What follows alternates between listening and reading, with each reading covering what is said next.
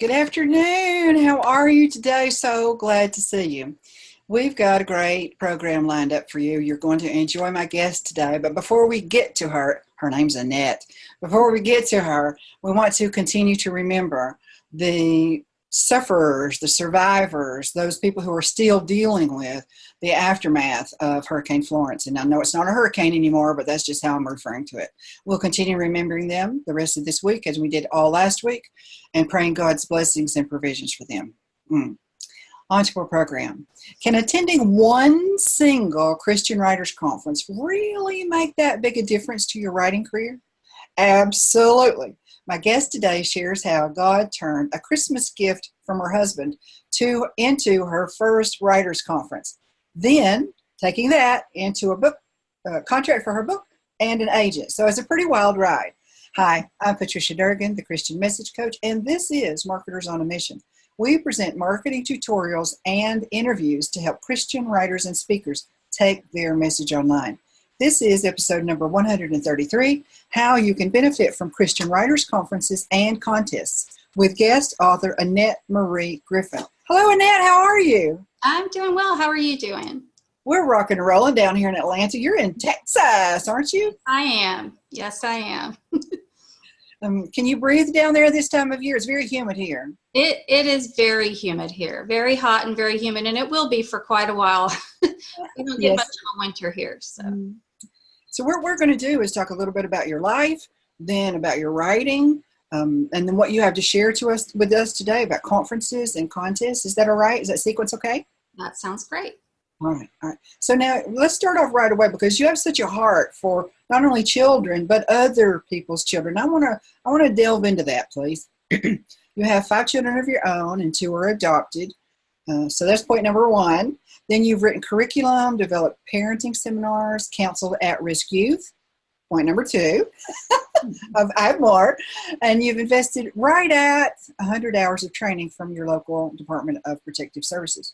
What sparked this interest in you? What lit this fire in you for other people's children? It's more than just being a teacher or being an administrator.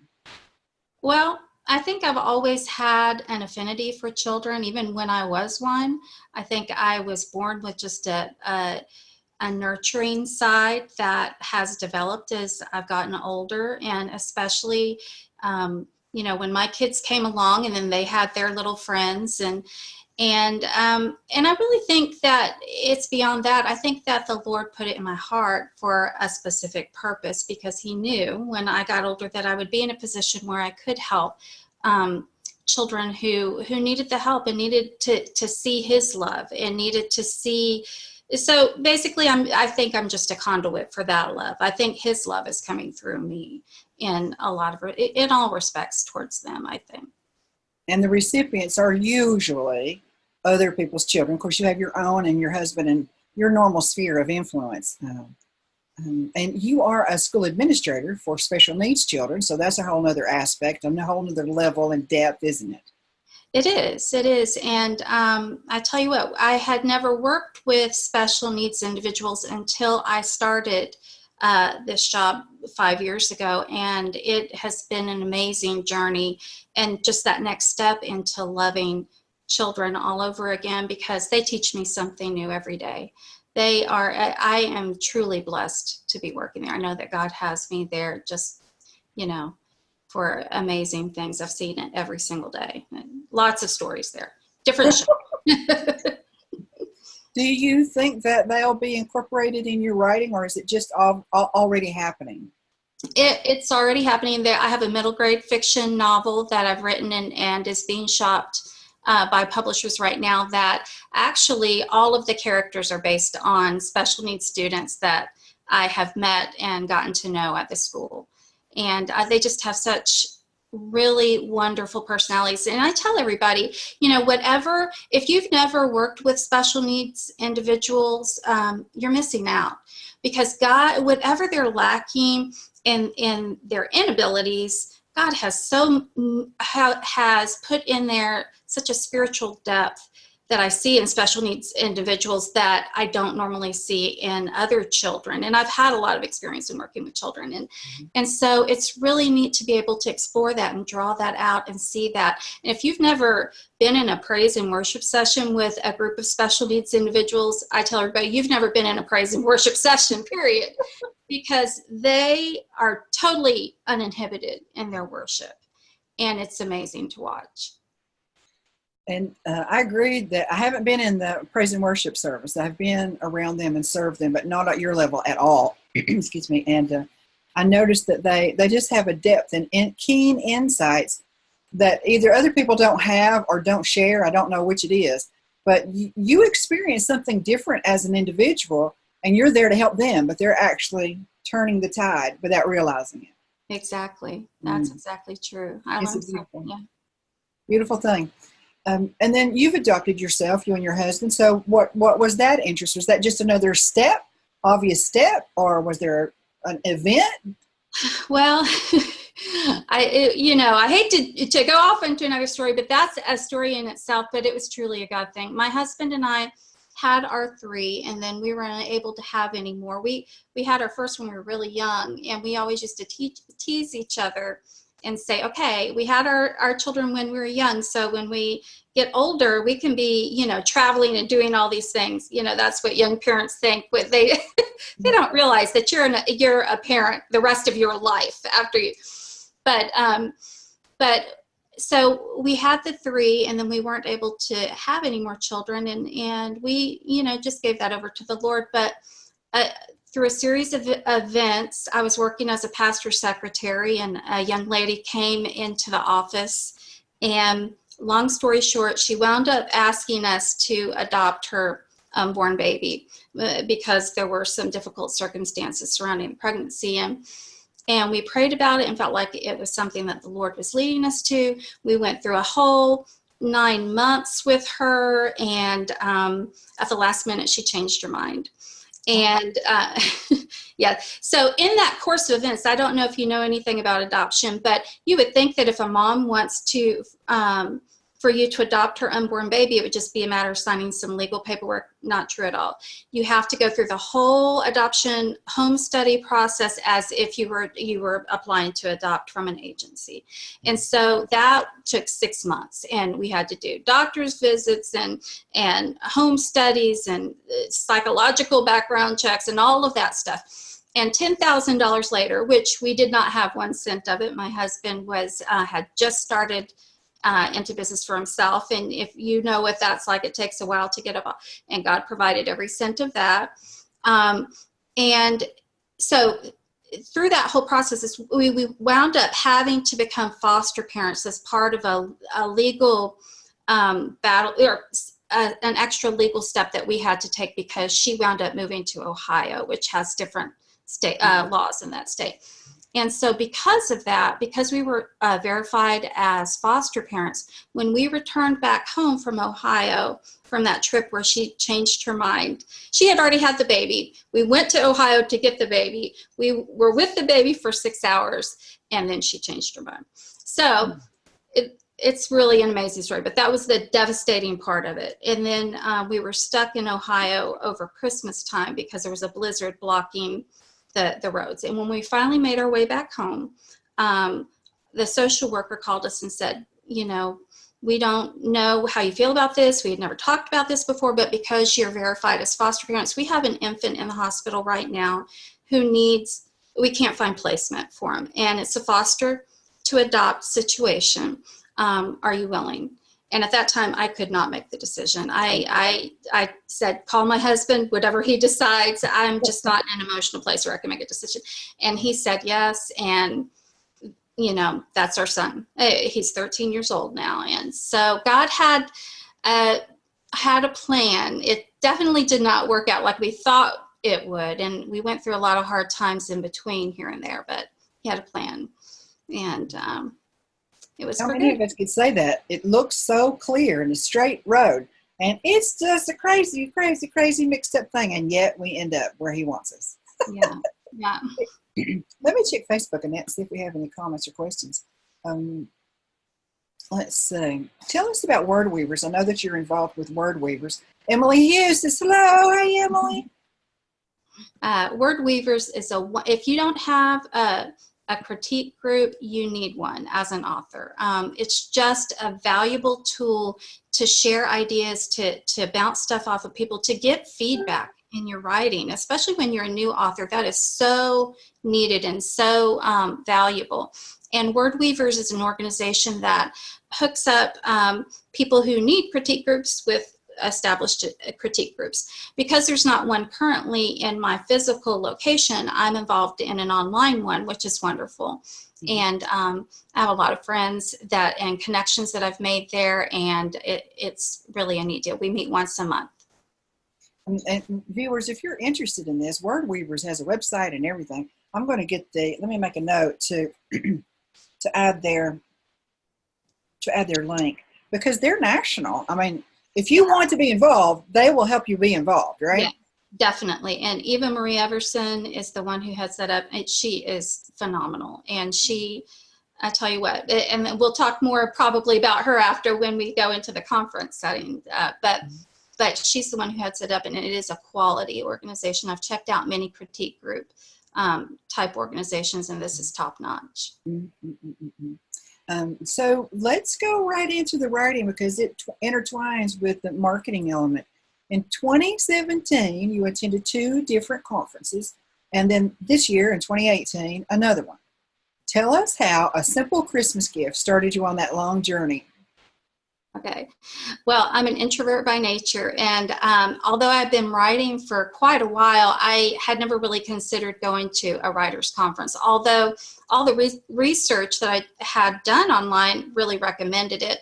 But in the back of my mind, I was a little bit skeptical, thinking, they just want, this is just one of those things where it's a ploy to get your money, and they want you to do this, and it's really not a necessary step.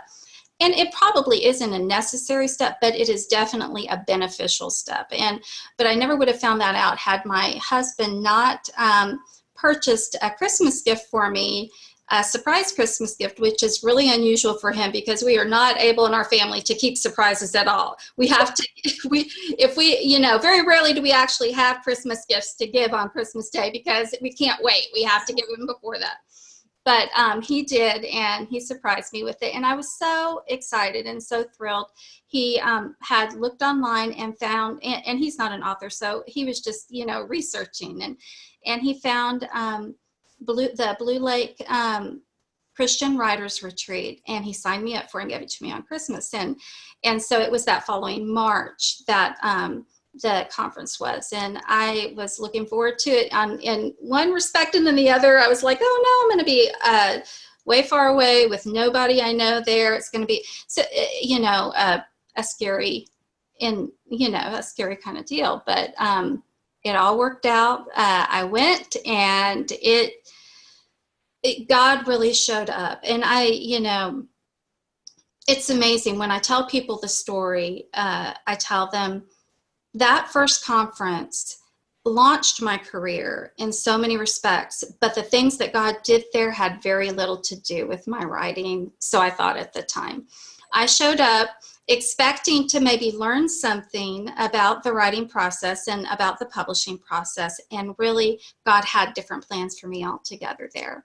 I showed up at the airport in a little town in Alabama. And this is a very small conference. I'm so thankful that the Lord directed my husband to this small conference, because there's about 60 attendees there. And had he bought me a registration for a larger event, I don't know if I could have handled that for my first one. But because it was small and an intimate setting, it was a lot easier to handle.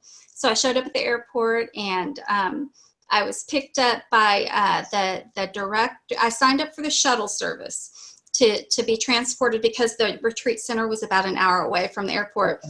And I was expecting a shuttle, a big shuttle, with, Blue Lake Retreat, and that's not how it worked. The director's husband picked me up, and he had a little clipboard with my name handwritten on it. And it was just me and him, and I felt a little bit awkward, and he was just sweet as he could be.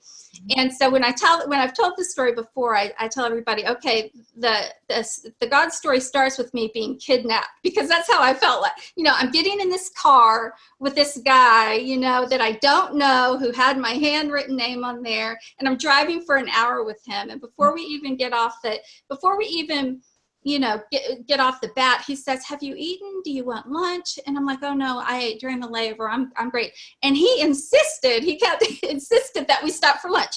And so you were in Alabama now. Exactly, you got to remember that. Very, very Southern hospitality. And so we wound up eating lunch at this little restaurant on the pier in Destin. And so, it had wonderful lobster bisque, just sweet, sweet gentleman.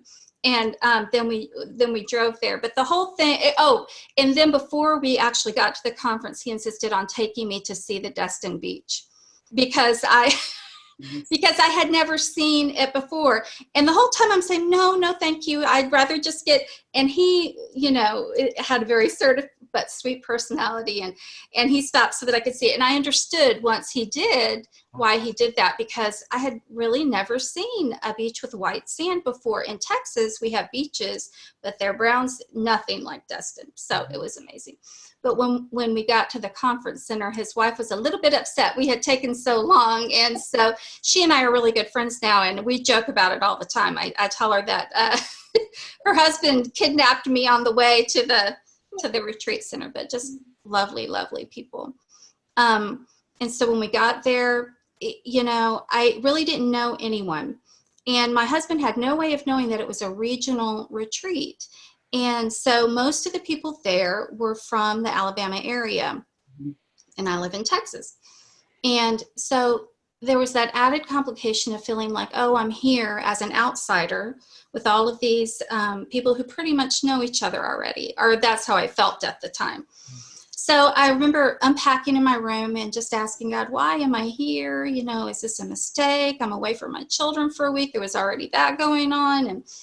And I remember walking down that long hallway that first evening to the cafeteria, thinking, what am I doing here? And as I was doing that, a lady walked up beside me, and we made small talk, and we got in the line together, and then we sat at the table together to eat dinner. And it wasn't until introductions were being made around the table that I found out that she was actually from the same town that I had grown up in so many years ago. And there were only 60 people in attendance here. Okay, but then she couldn't believe that I was from the same town. She said, "Oh no, it's a different place. You must be thinking about it." And I said, "No." And then I named some landmarks, and she said, "Oh, that is." And so she couldn't believe it. But then when I found out who she was, that is when the God moment really started, because she was actually a lady who was pivotal in bringing healing to some woundedness that I had suffered as a child in that area and growing up during that time. And I was just so blown away by the miracle of God orchestrating all of that and fitting those puzzle pieces together that I was just in shock for the rest of the night. It had that much of an impact on me. And the healing from the conversation that we had just at dinner time, during it, at 20 years, I had, and I didn't even know that those kind of things were still buried. Yep. But yeah, but when I realized after he healed me from them, after that conversation, that they had been there, and that God, I really feel now looking back in retrospect that he had to take care of those before he could move me into that next place that he wanted me to be in my writing career. And it was just amazing. And all throughout that, and she wound up leaving the next day. She had to leave the conference early because her sister was ill at home. And so I know God brought her there for such a time as that. Yeah. And sat her right beside me and had her walk down the hall with me and all of that. It was just amazing. And then, God is so good. The conference ended on such a hilarious note. I went to that conference an introvert and just trying to branch out a little bit and talk to people as much as I could, but really in the back of my mind, I was overwhelmed. And so God, it really has a sense of humor, I think. There was one lady at that conference who, she was just the most extroverted person you would ever want to meet. And the minute she walked in the room, an introvert can spot one. You know, they can spot an extrovert right away. And vice versa. Yes.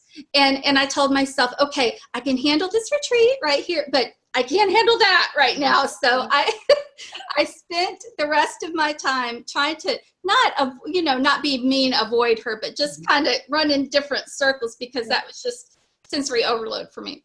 And then at the very last day of the retreat, she wound up sitting beside me at the breakfast table. And again, God just met us there. She was writing a book about something that so ministered to me during, God couldn't have, the book was written for me. And so it was just amazing. And then she wound up giving me a ride to the airport, an hour back to the airport, in her little fiery red convertible. And the rain was pouring down, and she was just living it up, having the best time of her life. And it was just amazing. It was fun. And I just left there. I still smile about it when I think about it. It was a really good time. And then from that, God used that retreat, the connections that I made there, to really launch my writing career. And he just set things up, just like he orchestrated that first event. He set things up at different times in my life and just had me walk through those doors. I love everything about that story, because it shows God's power and his specific interest in a specific person. He knew your name, he knew your background, he sent those people, he knew their name. This is what happens if you've never been to a writers conference, a Christian writers conference. This is what happens when you go and you have little agenda. You're just waiting and open to see what the Christ has for you there. Before we get to the next part, let me check. I think we've got a lot of things going over here on Facebook. Diane Kinsey is waving. Amanda Melody is saying hello. There were a lot more, so I don't know if Facebook isn't showing them to me. Just let me check super quick. Sometimes it doesn't show me everything that's due me. It looks like a lot of people are sharing it even as we're live. So thanks very much for doing that. Hey, Janet, thanks very much for liking us. Well, I know you like us. Thank you for liking today's episode. So tell me about writers' conferences. Writers' contests. You've participated in 5. How did they benefit you? And then we'll swing back to finish the writing story about agents and contracts. Sure. Well, at one of the first conferences I went to, I sat in a class that Kyle Young put on about the benefits of entering contests to take that next step in your writing career. And although that was a little bit scary for me too, I decided, well, I'm going to do it and see where it goes. And so the next conference that I went to, I submitted several pieces for the contest, and it really helped me in several ways. It helped me, first of all, to be willing to share what I had written. It's one thing to write, and it's another thing to have the boldness to actually put it out there, because that's your baby. And you don't want people to say ugly things about your baby. You know, even though you really do want honest feedback, you want it to, most of the time, you want it to be good, honest feedback. And so by taking that step to enter the contest, it stretched me a little bit to be able to write something and release it, which is a big part of taking the next step in your writing career. Which you wouldn't think would be hard, but for some people it really is, and it was for me. And so that helped me branch out there. It also helped me to learn to write by guidelines, because contests all have different they're pretty much the same guidelines, but there's some little nitty-gritty things that you have to really be in tune for, and that helped me with the precision aspect of my writing, to tighten it up and to make sure that all of the the things, all of the parameters aligned. And so that was very helpful. And then, of course, there's always the thrill of hearing your name called from the stage, and getting some of that experience, or experiencing just being happy for others when your entry doesn't win. And so both of those things are really growth experiences that you really can't get very, very few other ways. And so I would highly recommend entering contests. Now, you went to Blue Lake, and then you went to Blue Ridge twice. So are you going to be allowed to go to any conferences that don't have the word blue in them? I actually went to the Florida Christian Writers Conference and the Ohio Christian Writers Conference as well. Last year was my big conference year. And that Blue Lake conference kicked me off to that, because one thing that I realized is that I was in my own little world here in Texas, and there were a lot of writers everywhere else that I needed to have the benefit of their expertise and their feedback and their advice. And the quickest way to do that is to go to a writers conference and really immerse yourself in the culture there. And there's nothing like, if you're a writer and you're doing things on your own, I got to tell you, there is nothing like being in a room of people who get you, who understand that writing process, who you can make an offhanded comment about your writing and they're like, yeah, been there, done that. You know, it's not the same as telling your husband, who's trying to be real supportive but really doesn't have a clue what you're talking about. Yes. And so just being in that whole big lake of other writing fish is really invaluable. It's priceless. It really is. I've been to several, and I mean, everybody that I know that has attended one, big or little, regional, national, local, they bubble over when they start talking about what it's like to be in the same room and be breathing the same air with other people who, as you said, you can make an offhanded remark, or you can ask a question that's really been troubling you and you've been an obstacle you couldn't get past, and then all of a sudden people just start gathering around you and they explain their take on it, or they answer your question, or they share a resource, or if you need it, they gather around you and pray with you. Yeah. Yeah. That is not available anywhere else that I've ever been. Nope, definitely not. Conferences for Christians, hopefully writers and speakers is what we're talking about today, but hopefully you'll be able to go to many and others in different fields, and that Christian element changes the whole dynamic. It's not heaven. We still have to fight for parking spaces. Well, this is when we get in the building, we can pray for each other. Let me check. I think Janet has something to say. Sharon Tedford says, yes, being with people who get you is so wonderful. Just got back from ASA, which is Advanced Writers and Speakers, something, I think it's association. That's her first conference, for heaven's sakes. What a way to start, Sharon. Good for you. Janet McHenry says, I just yesterday saw someone's comment on Facebook about being afraid she'd be all alone during the American Christian Fiction Writers Conference that's coming up this week in Nashville. She says, I wish I could remember her name because I'd share this with her now. Then, Lord, we ask that you would quicken Janet's memory, or somehow would bring this lady back into her sphere so that she can share this, because we believe that you want her to be not just present, but comfortable. Yeah. So that her inner workings are not distracting her from what you have to say to her. So you think you're going to keep going to conferences, it sounds like. I hope so.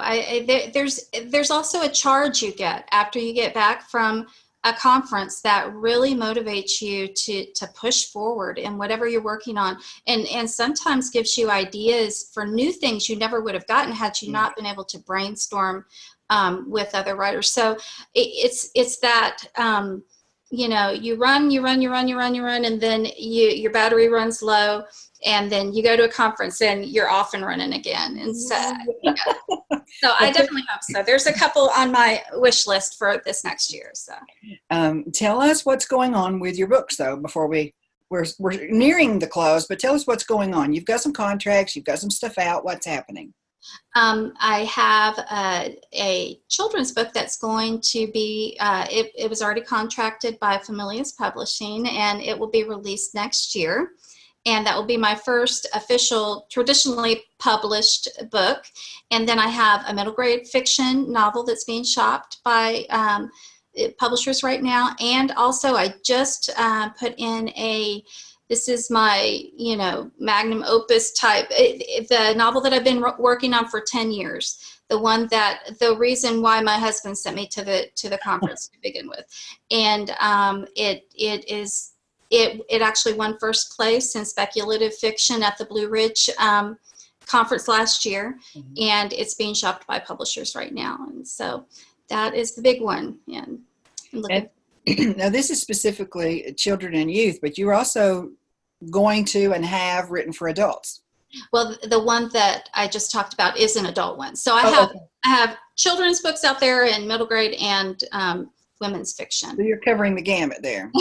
Yes. That's good. That's good. That's good. But it all has a theme that goes to it. And all of my books talk about finding home. And so I think it goes back to my nurturing and love of children. I think there's a child in all of us that yearns for a place to call home, whether it be in our own circle of friends, whether it be in our relationships with our husbands, whether it be in our spiritual walk. And there's a thread, an element that runs through all of my books that kind of ties everything together. I'm glad you mentioned that. That's one of my favorite themes. So I appreciate you saying that. Let me check Facebook one more time and see if we have any other comments or questions. Deborah Owen says, enjoying this interview so much. Annette brings an empty cup to every meeting and is so teachable. How nice. What a nice compliment. Yeah. And Emily Hughes, where will we be able to buy a copy of the children's book? When and where?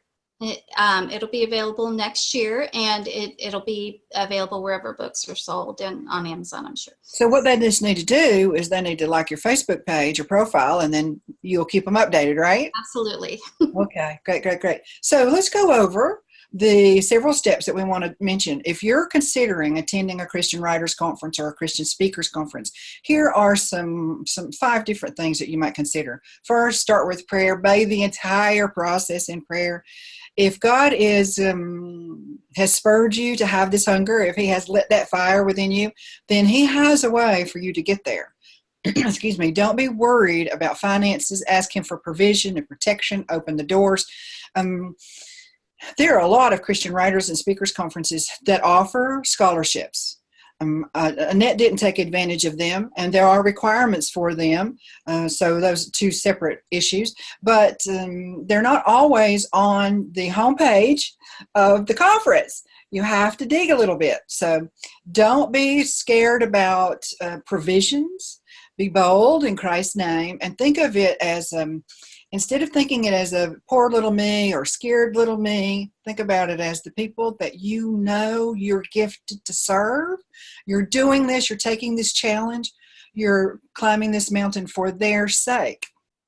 And that will give us a boldness, because we'll do things for our children, people that we love, that we would never do for ourselves. Isn't that right, Annette? Absolutely, yeah. That's true. So consider your audience, have that passion for them, carry it over into going into unknown territory, which is exactly what you did several times.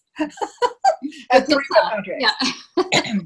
When you do check out a conference, look and see who are the faculty members and what it is that they are looking for. That is also available, very, very easy to find, right on a link from the homepage. The conference director wants you to know that information, so that is not difficult to find. Obviously, write something, be prepared, and be brave and go. Just go, thinking of the people that your message is going to serve, and the happiness or the fulfillment or the deliverance or the restored marriage. Think of the result that your message is going to bring and go in that faith. Don't have an agenda.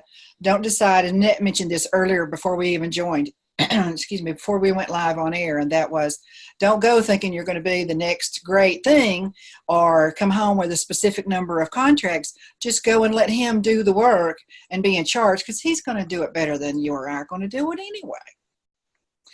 And you've seen that several times, not only in your life, but specifically at these conferences. Absolutely, yeah. He has been very good just to set. It's really amazing. I at the second conference that I went to, I didn't plan to have any appointments, and that's where I found an orchestrated appointment actually got me signed on to an agent. And so it's God is in complete control. So just go and let him do his thing. We have a couple of questions on Facebook. Do you need to go, or have you got a minute? Oh, I've got a minute. Okay, let me check and see. Excuse me. Julie Lavender says she is watching and saying hello. George Matthews Sterling Griffin, I think you know him. Excuse me, he's saying hello. Excuse me. You can find and keep up with Annette. He's doing a promo for you right here where we're live. And you're on Twitter, and he's got the link to Twitter. And also her website and her Facebook profile. Those things I'm going to list after the program ends. Like I always do, it will say resources mentioned in this episode. Excuse me, Annette. Sally wants to know, how do you find the time to write, take care of your family, and work a professional position? It takes usually at night, usually late at night. I'm writing, but I also have my mother lives with us, and so she's instrumental in helping me with things around the house. So I have some extra help too in this season of our lives, and so that really has opened up the door for me to write more during the day than I would have normally been able to. Good. Again, you're serving her, she's serving you. That's all. That's God's economy, isn't it? Emily says she's going to check out your Facebook profile. And Janet says another great conference, and so true, is Mount Hermon Christian Writers Conference in the Santa Cruz Mountains. Have you attended there? I haven't. I really want to go next year. That's on my wish list. So. Mine too. Of all that I've gone to, I haven't been there. And it's across the country for me, so that's sort of another obstacle. But I've heard nothing but outstanding through the years. I mean, they've had different directors through the years, and every year, no matter what, it's just top notch. Excuse me. Janet also says that it's always held, the Mount Hermon Christian Writers Conference is always held from Friday to Tuesday from over the Palm Sunday weekend. And she's got the link there. Thanks everybody for sharing these links. That's great. There's amazing teaching and tremendous contact with editors and agents. And I don't know if they would suggest this themselves, but I consider them the granddaddy of Christian Writers Conferences. They've just been in place for so long, and broad genres just is happening over there at Mount Hermon. I've heard the same things. Well, maybe the Lord will help us go at the same time. We'll see. Oh, that would be fun. Oh, but I might be that person you want to stay away from with all that.